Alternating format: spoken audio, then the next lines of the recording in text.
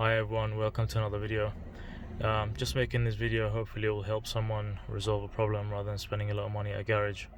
So this is an Audi A6 C6 model 2009, so 2-litre diesel.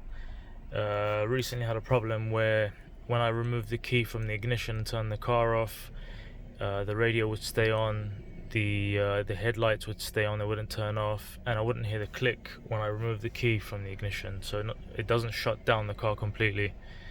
Some cars may not even start, but I was lucky enough for the car to start still and run.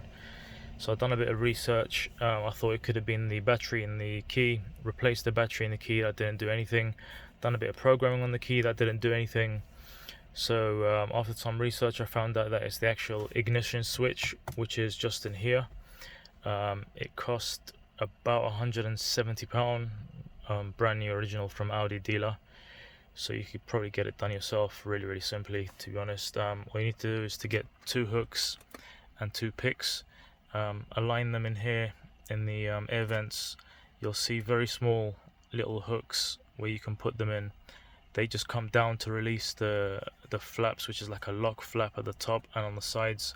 2 on this, 2 on that. This comes forward and comes out. It comes out with this panel. It's very simple, very straightforward. It removes basically this whole part here, including the hazard and parking and so on.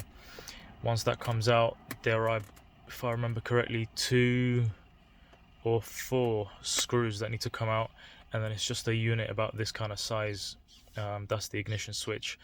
That comes out. It's a plug and play. It's very straightforward. No need for programming, no need for a garage to do anything for you, really. You could pretty much do it all yourself.